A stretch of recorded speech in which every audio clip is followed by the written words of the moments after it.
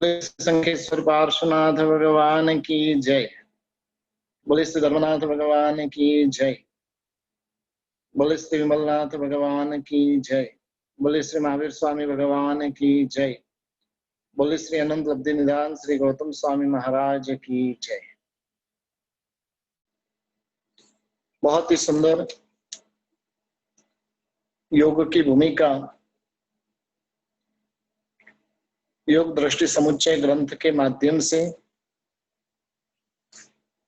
पूज्यपाद हरिभद्र सुरेश्वर जी महाराजा ने मूलभूत ग्रंथ की रचना की है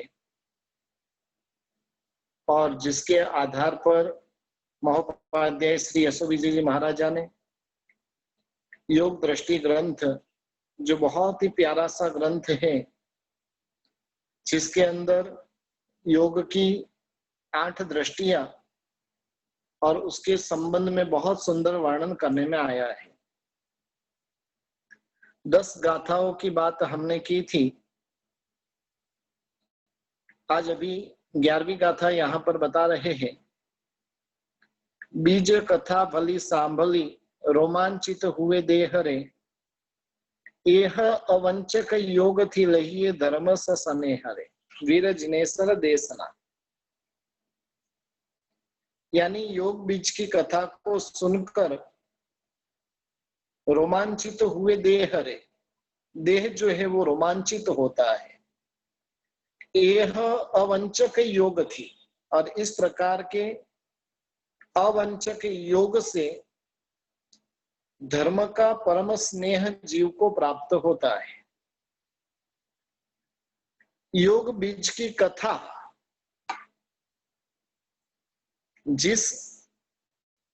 जो आत्मा को, यानी जिसका रस होता है,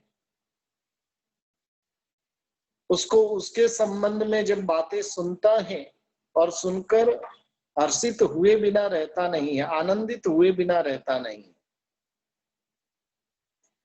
यहाँ पर भी महोपाध्याय जी महाराजा कह रहे कि बीज कथा भली सांभली, योग के जो बीज है और उसकी कथा को सुनकर भीतर में हर्ष उत्पन्न होता है। किसके जैसे हर्ष उत्पन्न होता है?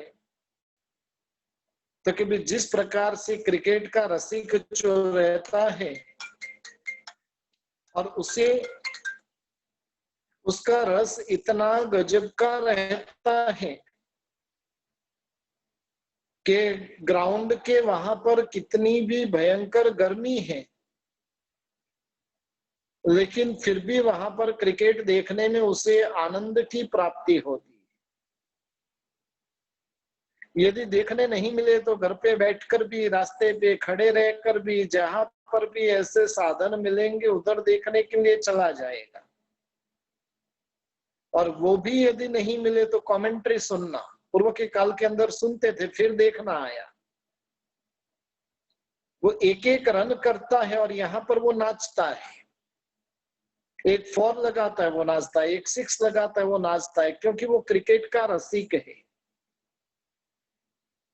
इलेक्शन के रसिक जीव जो होते हैं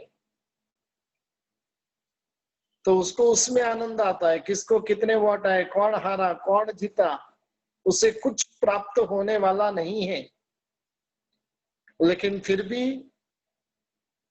वो उसके समाचारों के अंदर ऐसा लीन होता है कि जिसके माध्यम से जैसे उसको तो लगता है कि मैं खुद जीत गया हूं, और इस प्रकार की अनुभूति उसके भीतर में होने लगती है। और ऐसा लीन हो जाता है कि कभी कभार तो वो दुकान पे गया हुआ रहे, बिजनेस करना भी भूल जाता है।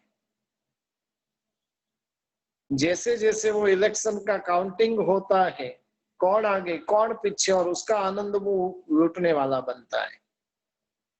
बस उसी प्रकार से जिसकी दृष्टि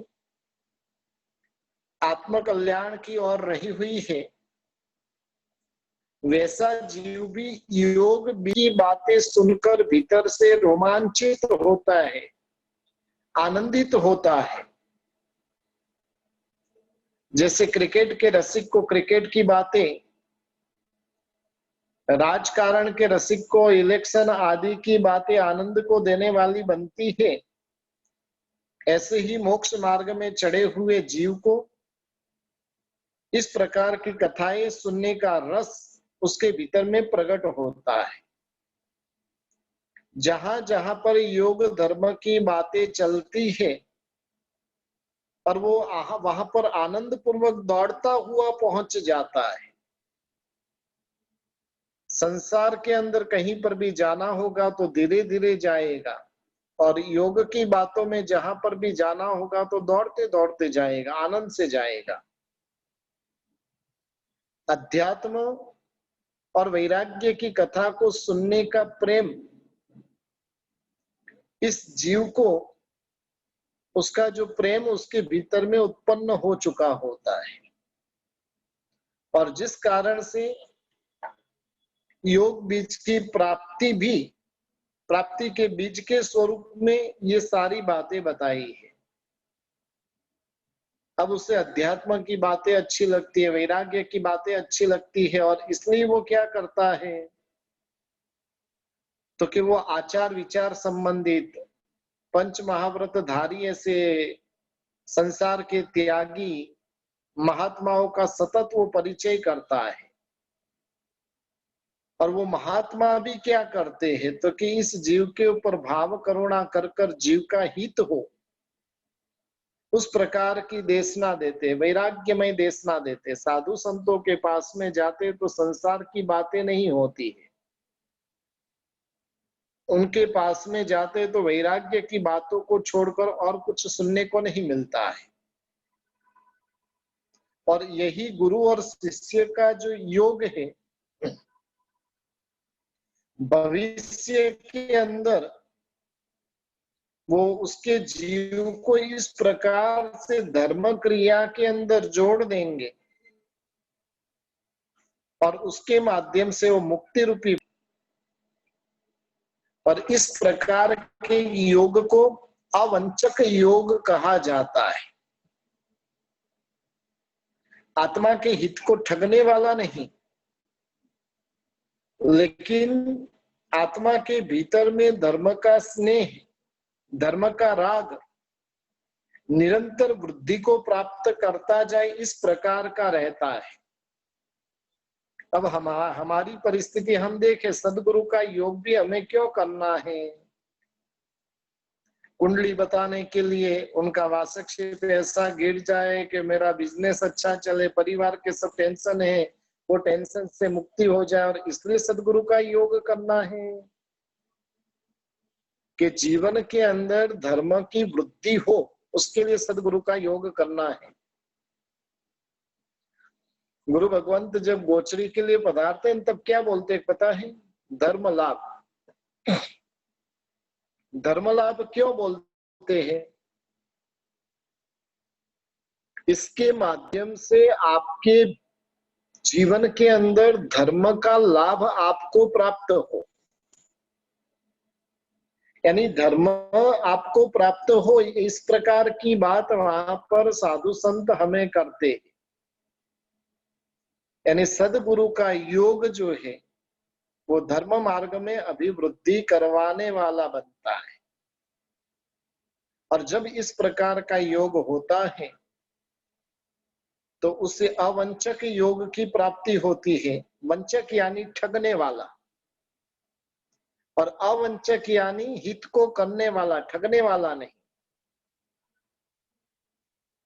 दो प्रकार के होते गुरु भी,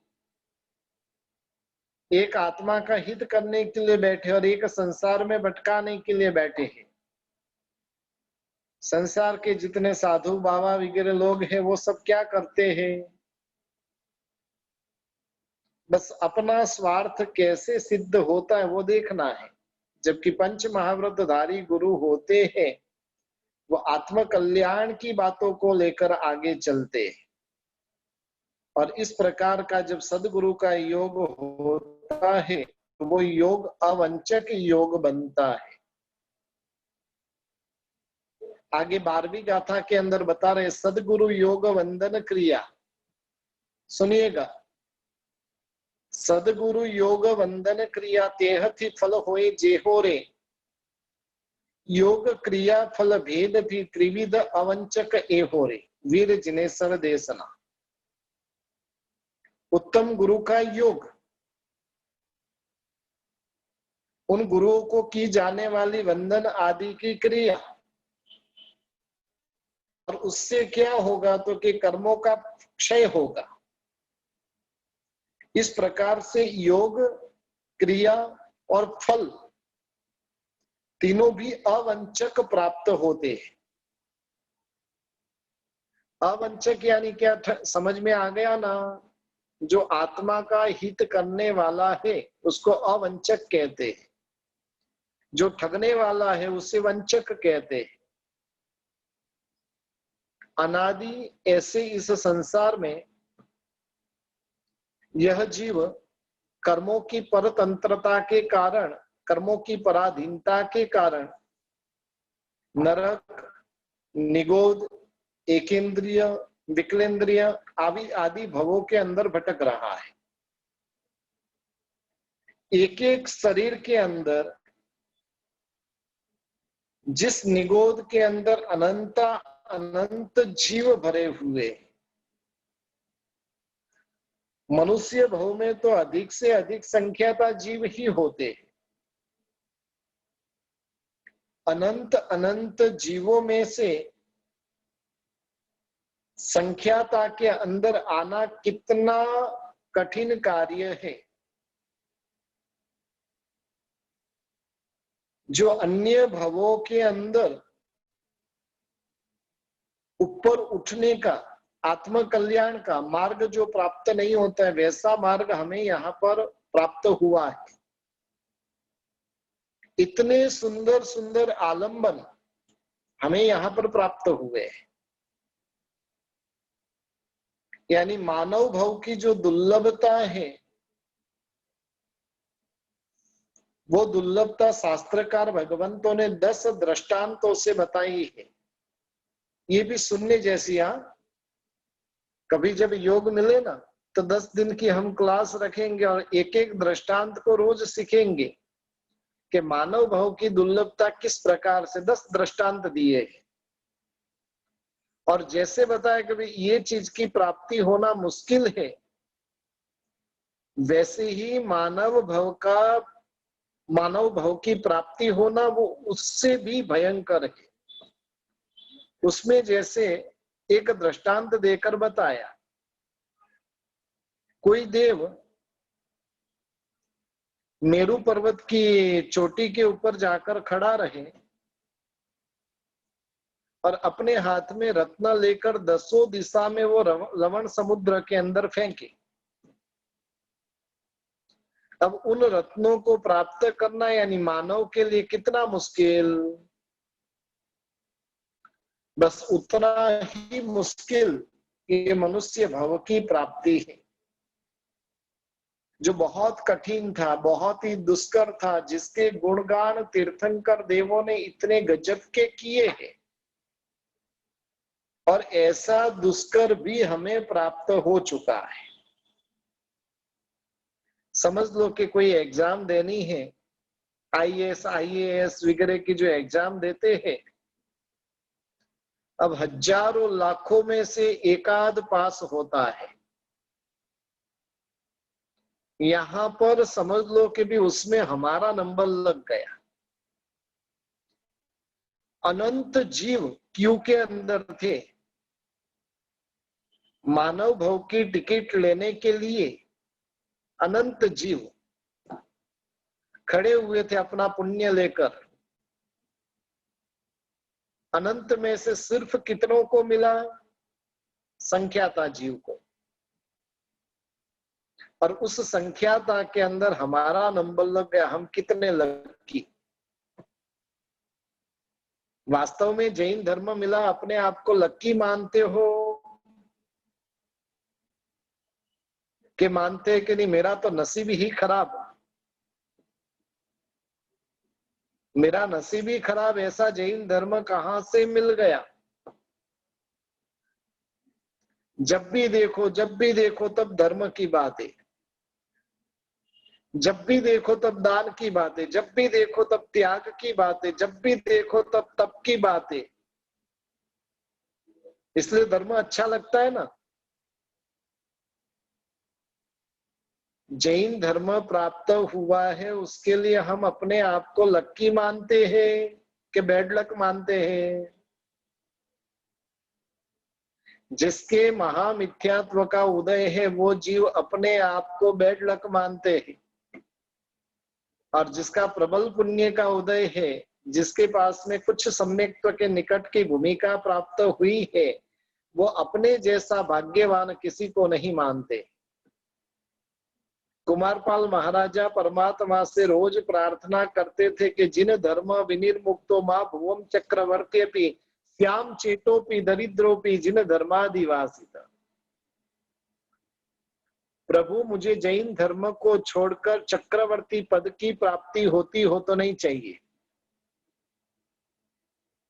क्या नहीं चाहिए? 6 खंड का साम्राज्य, पूरी दुनिया का साम्राज्य, और वैसा साम्राज्य भी मुझे नहीं चाहिए। क्यों नहीं चाहिए? जैन धर्म नहीं मिलता हो।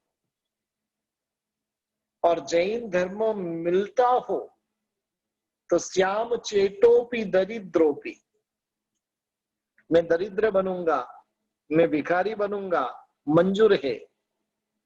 दरिद्रता से युक्त ऐसा जैन धर्म मंजूर है, और अमीरी से युक्त ऐसे अन्य धर्म की भी प्रशंसा हमें नहीं है, चाहना नहीं है। इसलिए जिसको जैन धर्म प्राप्त हुआ है वो अपने आप को लक्की मानते हैं कि नहीं? बहुत ही दुष्कर, और उसकी प्राप्ति हमें हो चुकी है। यदि हमारा जन्म अनार्य देश में हुआ रहता तो, हालांकि हमें अनार्य देश का आकर्षण बहुत ज्यादा है, अनार्य को देखते और भीतर में गुदगुदी होती है, अनार्य को देखते और बाजू में फोटो खिंचाने की इच्छा होती है, अनार्य को देखते और उसको मिलने की इच्छा होती है। आर्य देश को छोड़ कर कई लोग कहां पर जाकर बस गए हैं? अनार्य में।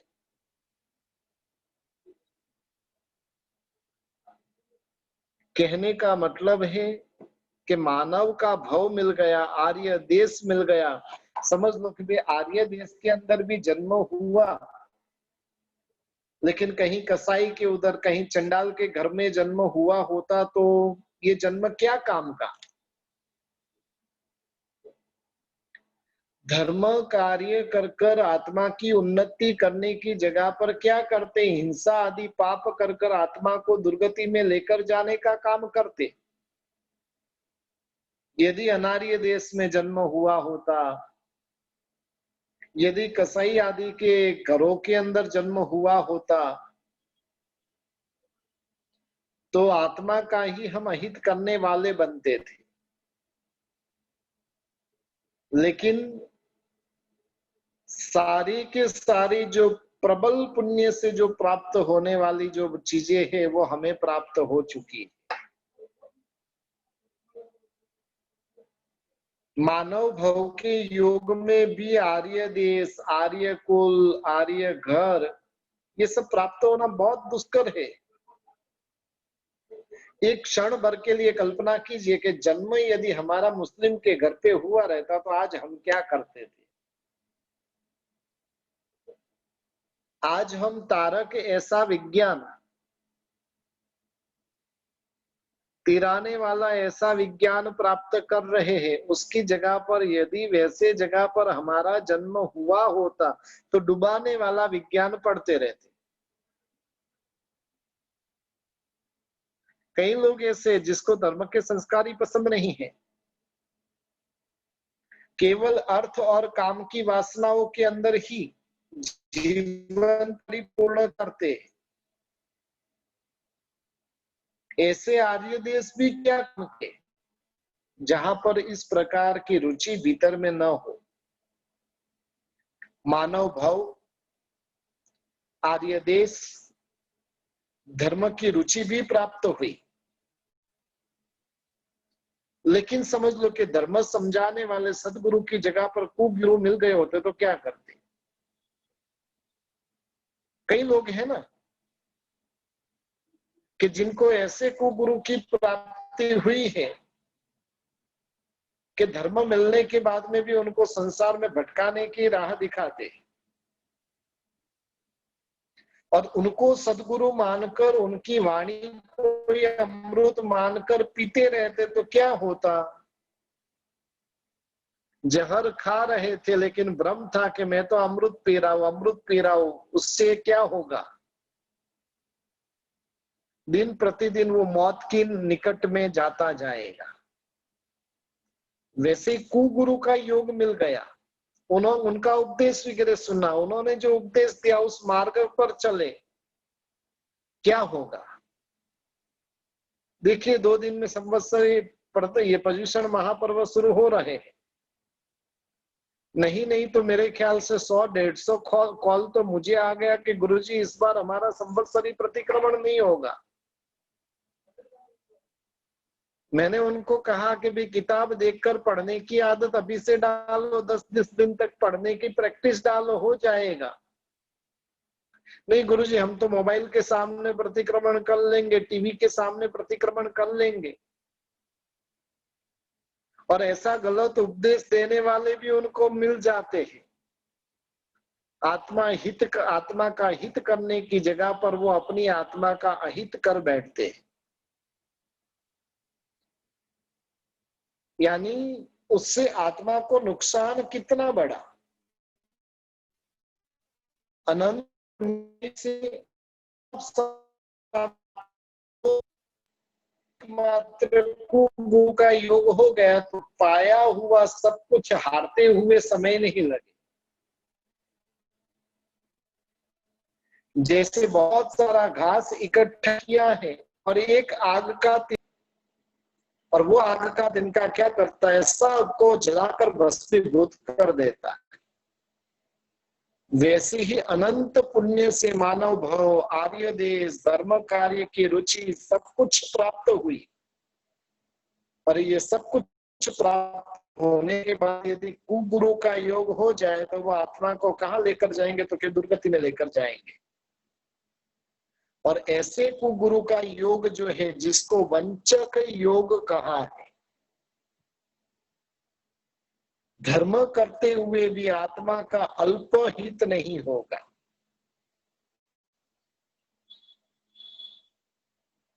अहित ही होगा और हित कल्याण ही हो, ऐसे सदगुरु का योग होना अत्यंत ही दुर्लभ है। लेकिन हम सबको इस प्रकार के सदगुरु का योग प्राप्त होगा। ये प्रथम अवंचक योग है। सही दिशा बताने वाले, सही जीवन जीने वाले, परम वैरागी,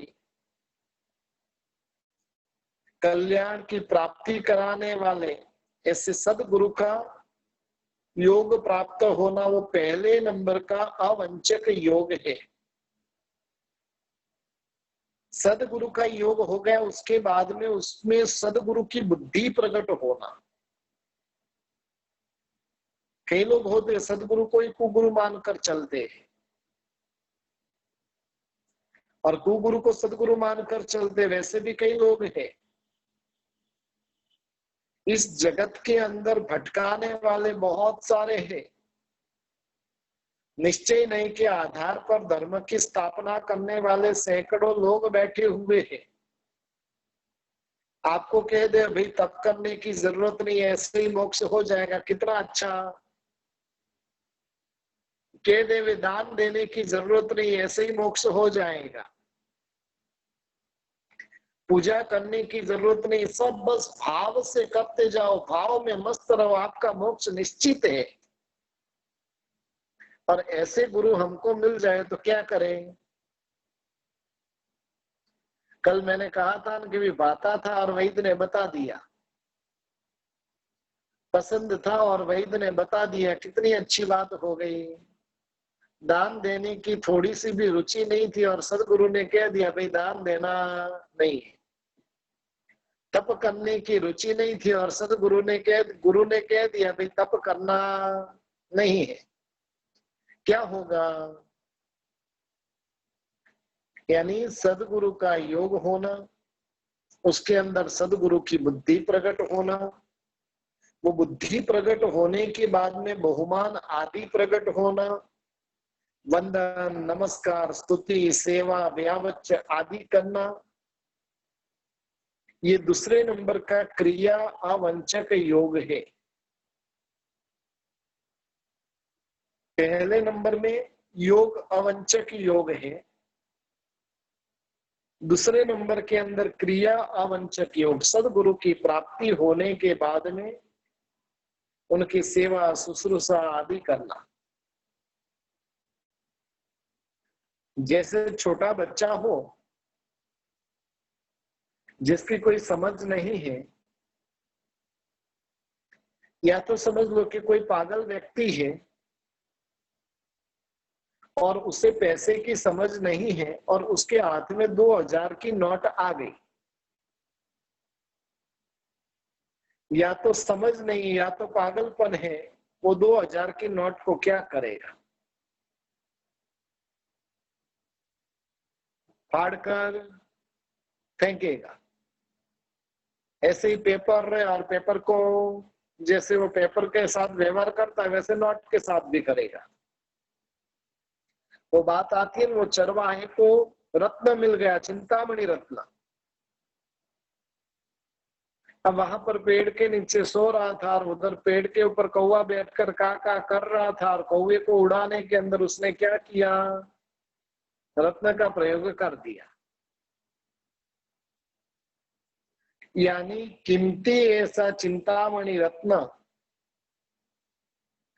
मूल्यवान ऐसी 2000 की नोट प्राप्त हो गई, लेकिन प्राप्त होने से उसका लाभ वो प्राप्त नहीं करता है। कभी कभार तो उसको पस्ती के अंदर बेच डालता है। उसी प्रकार से सदगुरु को सदगुरु के रूप में स्वीकारे नहीं तो उनका संबंध वो कर्म क्षय का कारण बनता नहीं है। सदगुरु की प्राप्ति होना जैसे दुर्लभ है, वैसे सदगुरु को हृदय में बिठाना वो और भी दुर्लभ है। और एक बात कान खोलकर सुन लीजिए, उनको हृदय में बिठाना तो फिर भी आसान है, लेकिन उनके हृदय में बैठना अत्यंत ही दुर्लभ। भगवान महावीर देव के हृदय में गौतम स्वामी कैसे बैठ गए थे? जब भी कुछ भी बात करना, हे गौतम, हे गोयम, हे गोयम, बात बात में दिन में सैकड़ों बार गोयम का नाम प्रभु के मुख से निकलता था। गुरु को कोई भी काम रहे और याद किसकी आए? अपनी आए, तो समझना कि हमारा स्थान गुरु के हृदय में है। कुछ भी गुरु को जरूरत पड़ गई और सीधा अपना नाम मुंह से निकले तो समझना कि मेरा सौभाग्य। यानी जब गुरु के प्रति का इस प्रकार का अहोभाव भीतर में प्रकट हो जाए तो उनके प्रति की जाने वाली जो क्रिया वगैरह है वो कर्म क्षय का कारण बनती है और इसे क्रिया अवंचक योग कहा गया है।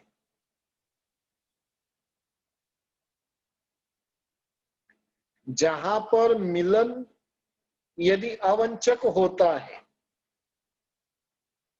तो उसके साथ की जो क्रिया है वो भी अवंचक बनने की संभावना है।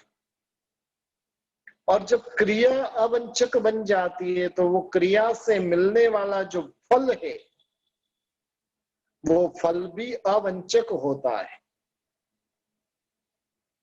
क्योंकि अपने नियत फल को जो दे सके उसे ही अवंचक योग, अवंचक क्रिया कही जाती है। यदि उसका नियत फल बताया है और उस फल को देने के लिए सक्षम नहीं हो तो उसको वंध्य योग और वंध्य क्रिया बताई है। जिस प्रकार से धनुष के अंदर बाण लगाया, बाण छोड़ने की क्रिया की, लेकिन लक्ष्य की प्राप्ति ही नहीं हुई तो वो क्रिया भी व्यर्थ, योग भी व्यर्थ। और जब लक्ष्य की प्राप्ति हो जाए तो समझना कि भाई वो दोनों एकदम सही हो गए। बस पहले नंबर में योग अवंचकता, दूसरे नंबर में क्रिया अवंचकता और तीसरे नंबर के अंदर फल अवंचकता। इस मित्रा दृष्टि में आए हुए जीव को सदगुरु का योग हुआ, वो योग अवंचकता। उन सदगुरु की पहचान कर कर उनके प्रति की वंदन आदि की जो क्रिया की, वो क्रिया अवंचकता।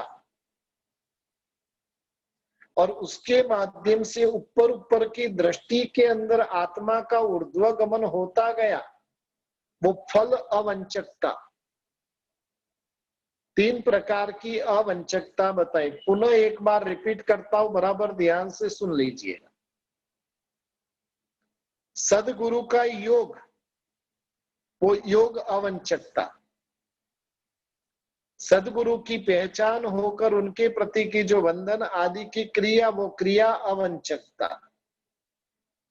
और उनको की हुई वंदन आदि की क्रिया वो आत्मा के भीतर में ऐसे ऐसे भावों की अभिवृद्धि कराते कराते ऊपर ऊपर की दृष्टि की प्राप्ति कराते हुए अंतिम के अंदर परा दृष्टि की प्राप्ति करवा दी।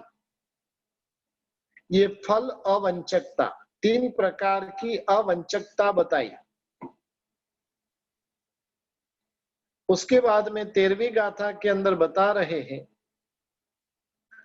चाहे चकोर ते चंद्र ने मधुकर मालती भोगी रे, तिम भवी सहज गुणे होए उत्तम निमित्त संयोगी रे, वीर जिने सरदेसना।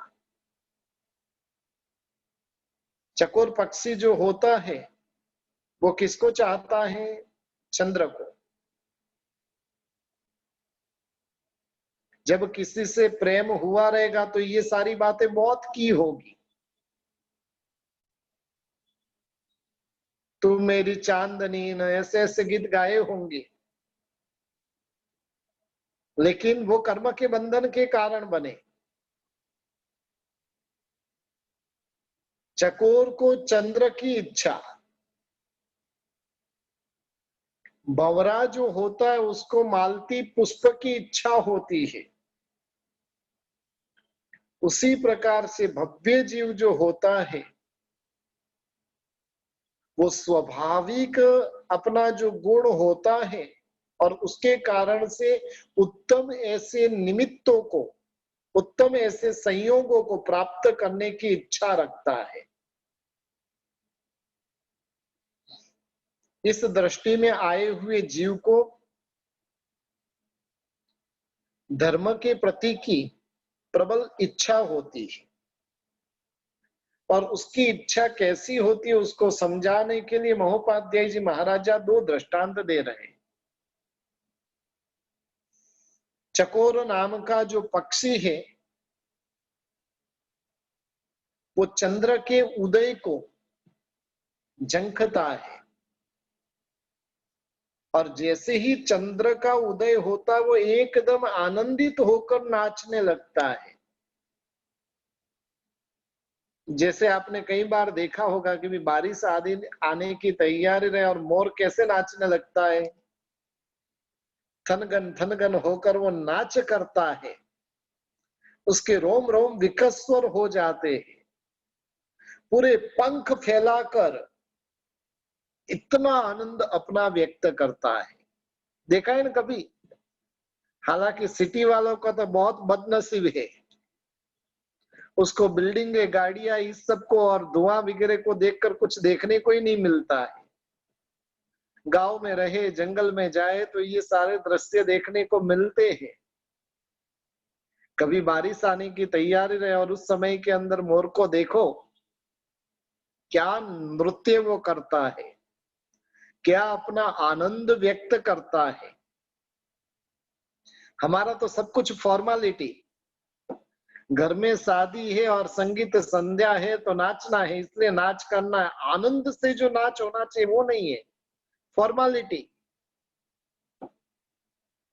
एक आनंद से भीतर से स्वाभाविक कोई प्रैक्टिस नहीं है, और फिर भी आप नाचने लग जाओ और दिल खोलकर नाचो, वो वास्तविक। और इस प्रकार से मयूर मेघ को देखकर नाचता है, चकोर पक्षी चंद्र का उदय होता और आनंदित होता है। मधुकर यानी भंवरा, भंवरा जो होता है मालती के फूल की सुगंध के व्यसन के कारण, जैसे ही मालती का फूल प्राप्त होता और वो एकदम आनंदित हो जाता है। उसी प्रकार से मित्रा दृष्टि में आया हुआ जो जीव होता है, आई हुई जो आत्मा होती है, वो स्वाभाविक रूप से धर्म के प्रति प्रेम, धर्म प्रेमक नाम के गुण के द्वारा वो सतत किसकी जंखना करता है? ये सारे निमित्त मुझे प्राप्त होते रहे, उसकी जंखना वो करता है। धर्म की प्राप्ति होती रहे, बस। ऐसे निमित्तों को, ऐसे संयोगों को वो तीव्र इच्छा से उसकी चाहना रखता है। दिन प्रतिदिन ये संयोग मुझे मिलते ही रहे। इस संसार चक्र में, भवो भव के अंदर अर्थ और काम के साधनों की इच्छा तो की, मिले भी, और आसक्ति पूर्वक उसका उपयोग कर कर जीव ने कर्म ही बांधा है। एक भी भव जीव का ऐसा नहीं गया है कि जहां पर उसने अर्थ और काम के निमित्तों को प्राप्त करके वहां पर आसक्त ना हुआ। ऐसे ऐसे निमित्त अनेक भवों में प्राप्त हो गए, लेकिन फिर भी आत्म कल्याण हुआ नहीं, क्योंकि अर्थ और काम के निमित्त सहज है, धर्म के निमित्त मिलना अत्यंत ही दुष्कर है। अर्थ और काम के अंदर कैसे जीना किसी को सिखाना नहीं पड़ता है, अपने आप सब कुछ उसमें समझ प्रकट हो जाती है। लेकिन धर्म के उपाय उसको समझाने पड़ते हैं, धर्म प्राप्त होने के बाद में उसको कैसे जीना वो भी समझाना पड़ता है। धर्म की प्राप्ति हो गई तो अब उससे आत्म कल्याण कैसे करना, सारी की सारी बातें समझानी पड़ती है। कहीं पर भी अर्थ वासना, काम वासना को सिखाने वाली बहुत कम क्लासें चलती होगी, और फिर भी सब सीख लेते। धर्म पुरुषार्थ को सिखाने के लिए इतने सारे गुरु भगवंत प्रयत्नशील है, लेकिन फिर भी भीतर में धर्म की भावना जगती है कि नहीं? धर्म का इंडेक्स थोड़ा सा ऊपर जाता है, फिर वापिस ऐसे नीचे आ जाता है कि जैसे जीरो। बस अभी इंडेक्स ऊपर आने वाला है धर्म का। जैसे सोना चांदी का इंडेक्स एकदम हाई लेवल पे पहुंचा हुआ है, वैसे हमारे आत्मा का इंडेक्स अब बढ़ने वाला है। लेकिन वो जितना ऊपर जाएगा ना, उतनी स्पीड से जैसे ही संवत्सरी गई नहीं और वो इंडेक्स एक ही सेकंड के अंदर सीधा जमीन के ऊपर। 8 दिन तक ऐसे ऐसे भावों की अभिवृद्धि की, रात्रि भोजन छोड़ा, जमी कंद छोड़ा, भक्ष्य छोड़ा, तप त्याग किया। हालांकि इस बार तो तप त्याग इतना होगा नहीं, लेकिन ये सब कुछ किया। और ऐसा क्या होता है कि एक ही सेकंड में वो लेवल इतना नीचे आ जाता है? क्या पर्यूषण में ही रात्रि भोजन करते तो पाप लगता है और बाकी दिन करते तो नहीं लगता है? क्या पर्यूषण में ही अभक्ष्य खाते तो पाप लगता है और बाकी दिन खाते तो नहीं लगता? ऐसा कुछ नियम रहे तो मुझे भी वो फॉर्मूला बता दो। ऐसा कोई नियम है? रात्रि भोजन पर्यूषण में किया तो पाप और बाकी दिन किया तो पाप नहीं? तो मैं भी आपके साथ आ जाऊं। एक चीज ध्यान रखिए, ये सारी चीजें सदगुरु हमें इतनी अच्छे तरीके से समझाते हैं और उसके बावजूद भी हमारा भाव परिणाम, जैसे ही संवत्सरी गई, जाने के साथ में सीधा जमीन पर आ जाते हैं। आकाश में उड़ रहे थे, इतना आनंद लूट रहे थे पूजा का, दर्शन का, गुरु वंदन का, जिनवाणी श्रवण का, प्रतिक्रमण का, पापों के पश्चाताप का, प्रभु की भक्ति का, इतना इतना आनंद लूट रहे थे। लेकिन जैसे ही पांचम आती है, वो आकाश में उड़ता हुआ गिद्ध पक्षी होता है, ईगल कौवा होता है, वो आकाश में उड़ रहा है, लेकिन उसकी दृष्टि तो कहां पर है? कहां पर कोई जीव का कलेवर पड़ा है? वो दिखने के साथ में वो क्या करता है? सीधा नीचे। वैसे ही पांचम के दिन हमारी हालत ऐसी होती है। कभी विचार भी आता है कि पूर्व के काल में संवत्सरी पांचम कोई दिन थी। चलिए, अब मैं कम से कम पांचम के दिन तो 8 दिन तो कर लिया, संवत्सरी को उपवास कर लिया, पांचम के दिन भी उपवास आंबिल एकादशी करूं, ऐसा विचार आता है? एक चीज ध्यान रखिए, कायम के लिए संवत्सरी पांचम की ही होती है। ये तो हमें इस अवसर पिणी काल के अंदर ऐसी घटना हुई और इसलिए पांचम की चौथ हो गई। बाकी नियम तो कायम के लिए कब का है? पांचम का। और सुध पांचम है। सुध पांचम के दिन इतना तो करेंगे, लिलोत्री तो कम से कम नहीं खाएंगे। ये भी संवत्सरी का दिन भूतकाल में था, उस दिन की स्मृति रखकर भी लिलोत्री नहीं खाएंगे, इतना करेंगे। कहने का मतलब है, सदगुरु का निरंतर संयोग, धर्म का श्रवण, देव गुरु आदि को वंदन प्रणाम, यथाशक्ति तप, स्वाध्याय, सत्संग और ऐसे ऐसे निमित्त जीव को प्राप्त हुए। और प्राप्त होने के बाद भी उसको सफल कैसे करना? वो वही कर सकता है कि जिसके मित्रा दृष्टि में प्रवेश हुआ है। इस जीव को, मित्रा दृष्टि में आए हुए जीव को धर्म की तीव्र इच्छा उसके भीतर में होती है। 14वीं गाथा के अंदर बता रहे, एह अवंचक योग ते प्रगटे चर्मा वर्ते रे साधु ने सिद्ध दशा समूह बीजनो चित्त प्रवर्ते रे। कितनी सुंदर बात बताई। यह अवंचक योग जीव को कब प्राप्त होता है? तो कि चर्मावर्त में होता है। अनंत पुद्गल परावर्त काल कर दिए, उसमें लास्ट पुद्गल परावर्त काल बाकी रहे, तभी ये अवंचक योग प्राप्त होता है। साधु महात्मा इस योग बीज का जैसे वो बीज रहे उस प्रकार से साधु पद है, और वो साधु पद वो बीज के समान है, और सिद्ध अवस्था वो किसके समान है? फल के समान। जैसे गुठली जमीन के अंदर डाली, बीज जमीन के अंदर डाला है, वो साधु जीवन। आम का पेड़ तैयार हो गया, उससे आम प्राप्त होना, वो सिद्ध अवस्था के समान है।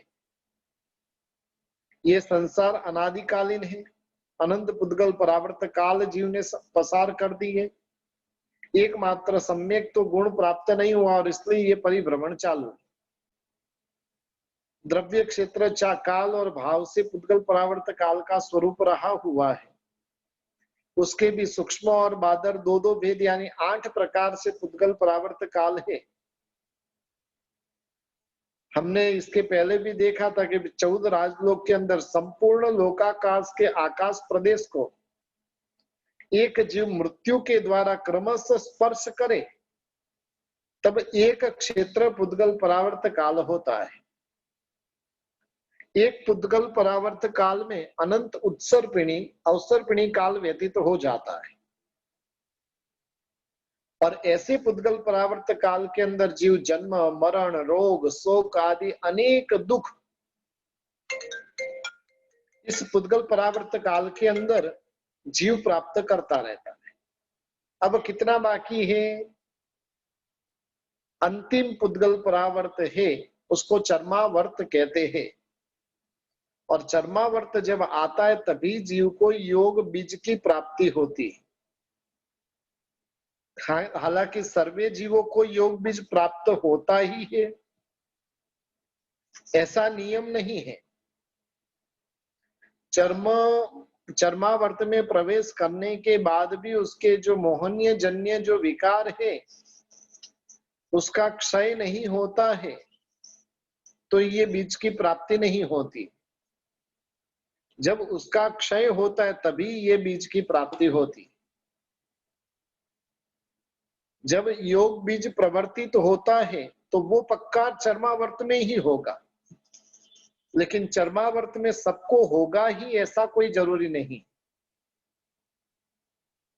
और जब उसके भाव मल आत्मा का जो मल है मैल है वो जब कम होता है, तब ऐसे जीव के अंदर उसकी भूमिका किस प्रकार की होती है? तो कि दुखी जीवों के ऊपर उसके भीतर में अत्यंत ही करुणा भाव होता है। शारीरिक आर्थिक दुखों से पीड़ित ऐसे जीवों को देखकर उसको दूर करने की भावना, खाली भावना ही नहीं लेकिन प्रयत्न पूर्वक उसे दूर करने का प्रयत्न भी करता है। ये जिसके भीतर में योग बीज आ गया उसकी परिस्थिति होती है। और दूसरे नंबर में वो क्या करता है? गुणी पुरुष जो है उसके प्रति अद्वेष भाव होता है। और तीसरे नंबर में उचित आचरण करने वाला होता है। पहले नंबर में जीवों के प्रति भाव करुणा, दूसरे नंबर के अंदर गुणी जीवों के प्रति अद्वेष का भाव, और तीसरे नंबर के अंदर उचित आचरण। जो मित्रा दृष्टि में जीव ने प्रवेश किया है, ऐसे जीव के अंदर इस प्रकार की 3 भूमिका प्राप्त होती है। उत्तम साधु महात्मा होते तो उनके अंदर हो सकता है ऐसा योग बीज हो, लेकिन उसको सुख कैसा होता है? जैसे योग दशा प्राप्त हो गई हो और जो आनंद होता है वो आनंद साधु इस योग बीज को प्राप्त करके करता है। यानी कहने का मतलब है इस प्रकार की योग बीज की अवस्था वो साधुता है, और उस साधुता के माध्यम से वो क्या करता है? तो कि मोक्ष रूपी सुख की प्राप्ति करने वाला बनता है। इस प्रकार से जो योग बीज के स्वरूप में मित्रा दृष्टि रही हुई है, अंतिम 15वीं गाथा बाकी है। यदि किसी को प्रश्न नहीं पूछना रहे तो ये भी पूरी कर देते, तो आज मित्रा दृष्टि पूर्ण हो जाएगी। क्या करें, पूर्ण करें कि कल के ऊपर छोड़े?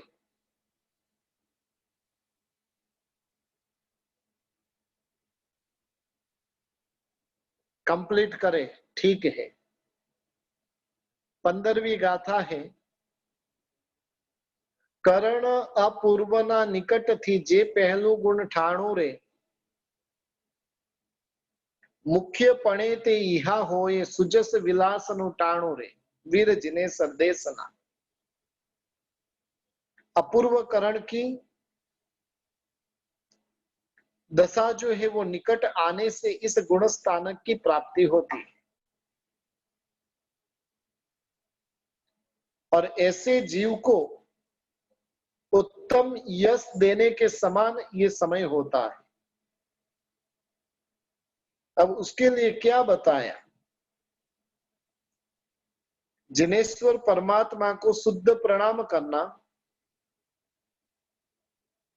इत्यादि जो 8वीं गाथा के योग दशा के मूलभूत बीज तत्व में इस प्रकार की प्रवृत्ति होती है। जब भाव मल क्षय होता है तब ऐसी दशा होती है।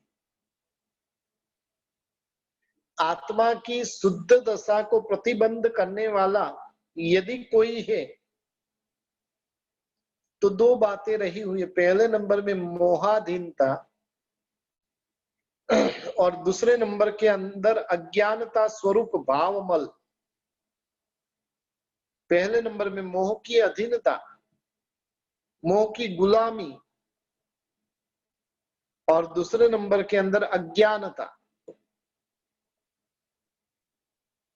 और इसके कारण से क्या होता है तो कि आत्मा अपनी शुद्ध दशा का परिचय नहीं कर पाता है, तथा भव्यत्व का जब परिपाक होता है तब उसका भावमल दूर होता जाता है। सदगुरु आदि निमित्त संयोग प्राप्त होते, उनकी पहचान होती है, सत प्रणाम वगैरह की प्राप्ति होती है। 3 प्रकार के अवंचक योग की प्राप्ति होती है। ये सब भावों की प्राप्ति मिथ्यात्व गुण स्थानक के अंदर ही होती है। लेकिन कब होती है तो कि जब अपूर्व करण उसके निकटता में जब पहुंचता है तब जीव के अंदर ये सारी प्रवृत्ति होती है। जैसे जैसे जीव ग्रंथि भेद के निकट में आता है, ग्रंथि भेद यानी क्या? जीव के भीतर में जो राग और द्वेष की भयंकर गांठ रही हुई है और उसको भेद करने की प्रक्रिया, उसके निकट में पहुंचता है, वैसे वैसे उस जीव के अंदर गुण प्रकट होते। उसकी आत्मा अब तक दुर्गुणों को रहने का वो भाजन था, भाजन यानी बर्तन, अब वो सद्गुणों को धारण करने वाला बने, उस प्रकार की अवस्था उसकी प्राप्त होती है।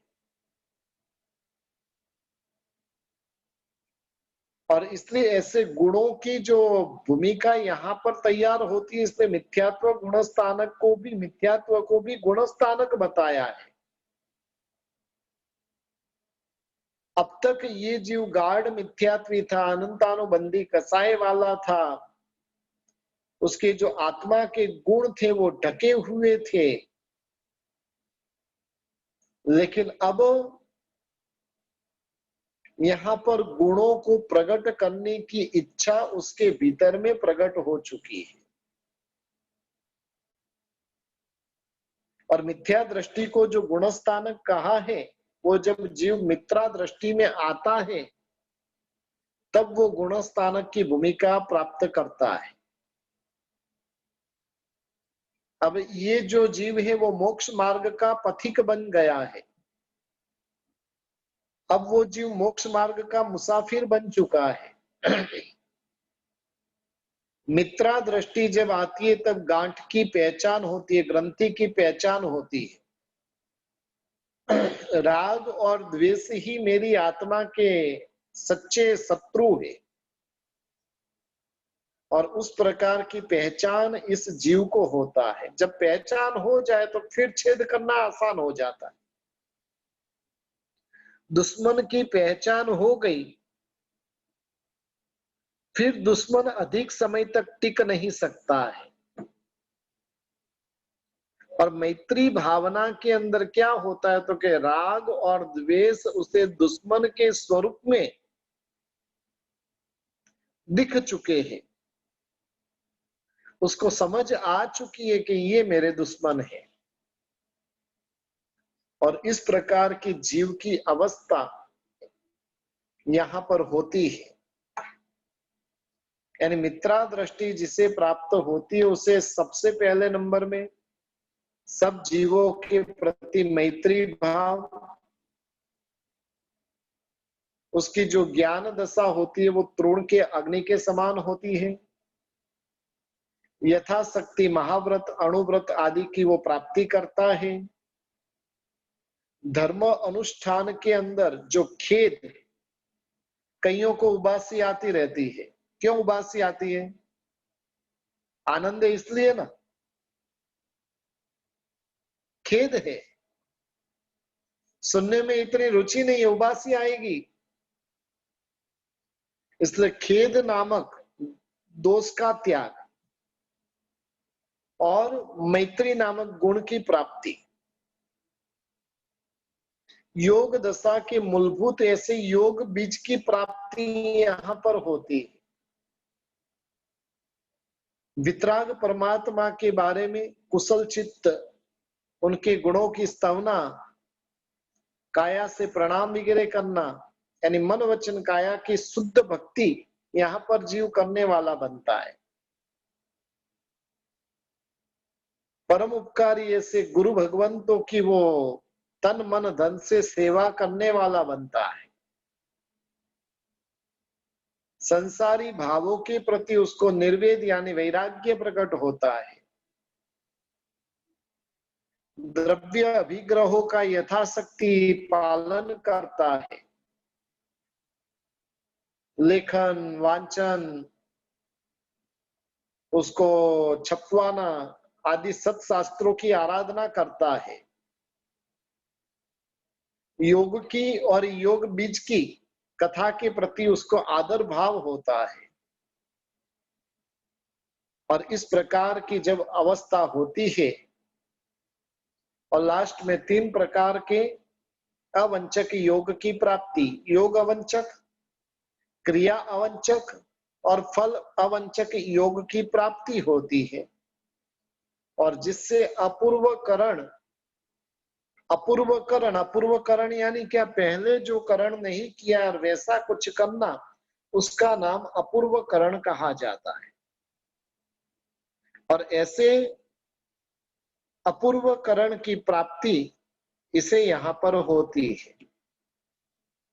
तो ये मित्रा दृष्टि किस प्रकार की रही हुई है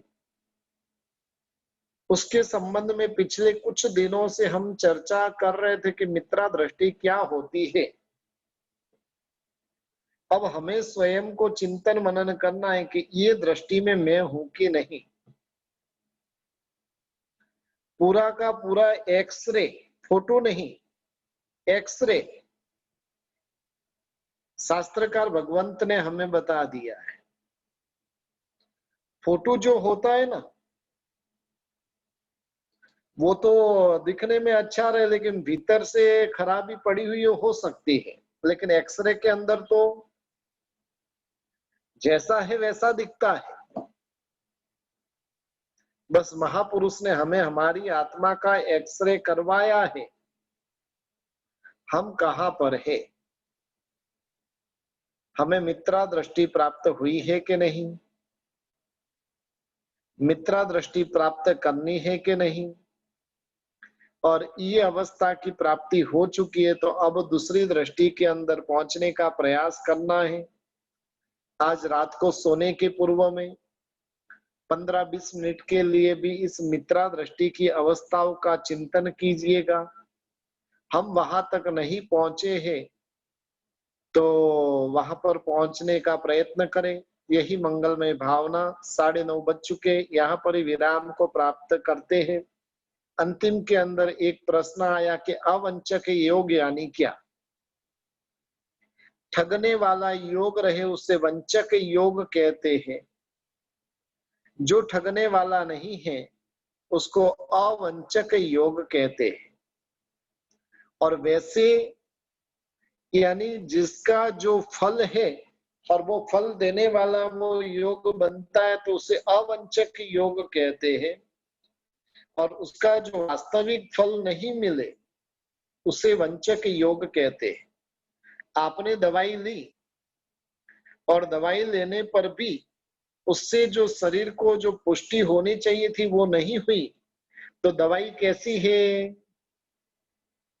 बराबर दवाई नहीं है, उसको वंचक कहा जाता है।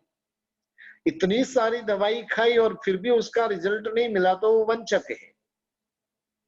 और दवाई लेने के साथ में मेरे में फर्क दिखने लगा तो वो अवंचक है।